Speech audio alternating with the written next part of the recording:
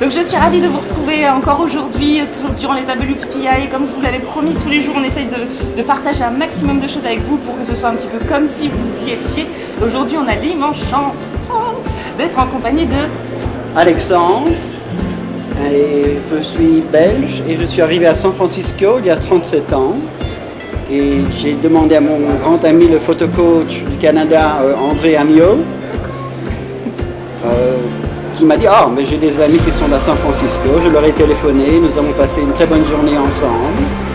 Et maintenant, on est au WPPI, donc Wedding Portrait Photographer International, avec plus de 10 000 photographes du monde entier.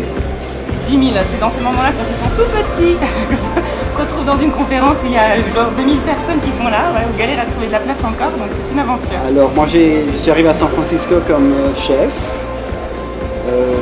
Après ça, je me suis refait des études en comptabilité et depuis les 13 dernières années, je suis photographe.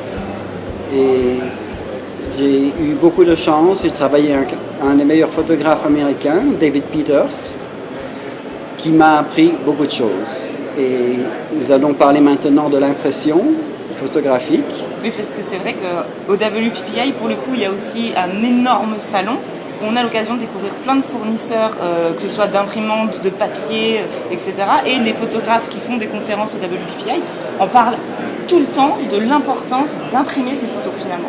C'est très important parce que, et en plus c'est très important d'imprimer grand. Autrement, vous êtes à la même taille du iPhone, vous ne vendez pas. Une photo de 1 mètre par 1 mètre 50, l'iPhone ne peut pas le faire. Donc ça reste le domaine du photographe professionnel et ça demande aussi beaucoup plus. Il faut laisser de la place pour faire la grande photo. Vous ne pouvez pas faire la photo trop près.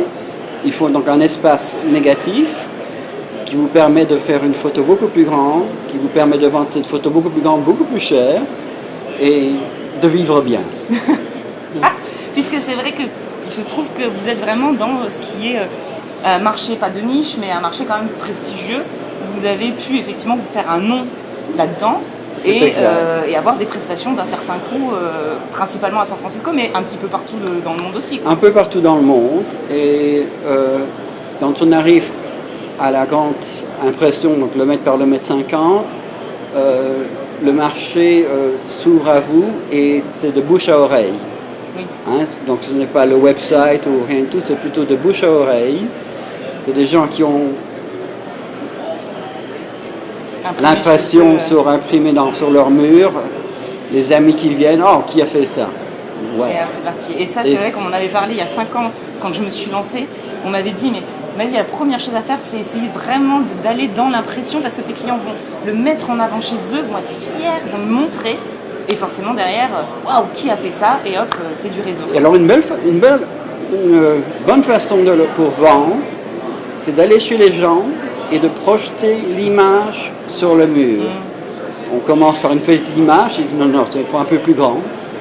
Et on arrive à sa taille qu'on veut vendre. Alors on part avec notre rétroprojecteur en fait. C'est ça. C'est une super idée ça. Ça c'était le conseil du jour.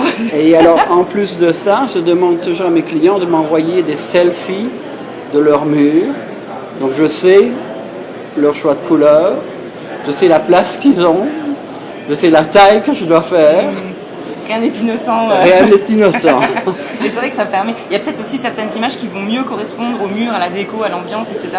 C'est exact. Donc cela va déterminer la location pour faire la photo. Le lieu de la photo. Ouais. Hein, je m'excuse un peu auprès de nos amis français. Ça fait plus de 30 ans ici aux États-Unis, donc mon français devient un peu... C'est marrant qu'on arrive à perdre sa langue natale en fait finalement. Oui, quand je rentre, on me dit que j'ai un bon accent pour un étranger. Ben, c'est vrai qu'il y a quand même un accent américain très présent. Enfin, c'est fou, je pensais vraiment que la langue natale était quelque chose qui pouvait jamais partir. Quoi. Mais à force de pratiquer une autre langue, ça finit quand même par... Ça finit par... On comprend beaucoup mieux qu'on ne parle. Oui, mais c'est vrai, hier j'ai fait une petite vidéo justement pour Focus, je me suis filmée dans mon hôtel. Et on avait passé la soirée avec 2 photographes à parler que en anglais. Et j'étais là devant mon iPhone à me filmer et je n'arrivais plus à parler français. je faisais des fautes, enfin, c'était une horreur, j'ai dû la recommencer 47 fois. Mais bon, en gros, pour récapituler un petit peu le message vraiment important qu'on essaye de véhiculer, c'est on vend ce qu'on montre. On vend ce qu'on montre. Et en plus, le fait de vendre quelque chose de tangible, hein, des tirages ou même des albums, vraiment des choses qui se touchent, fait que les gens vont les montrer. Et c'est après du bouche à oreille. Et Voilà, c'est ça. Et alors, une bonne chose pour faire aussi, je vais avec un easel où je mets un cadre et dans le cadre, je mets un canvas blanc et je projette sur le canvas. Sur le canvas. Ah. Alors on est vraiment dans je me projette dans ma photo. Quoi. À cause de ça, chaque vente généralement s'accompagne d'un cadre, ce qui augmente les revenus. C'est joliment dit. C'est joliment dit. Et c'est vrai que l'occasion des WPPI, c'est aussi ça, c'est de se faire rappeler finalement des fondamentaux de notre métier, parce que aujourd'hui avec le numérique, et Jerry Johnny s'en parlait encore ce matin, il a raconté plein de choses, j'ai passé toute la conférence à pleurer, à rire, je passe par toutes les émotions, et il disait, la maison prend feu par exemple, vous allez courir dans la maison, péter la fenêtre et y aller pour récupérer une photo très importante, parce que c'est les souvenirs et tout ce qui reste, et il la faisait la même en disant on ne fait pas la même chose pour aller récupérer la clé USB.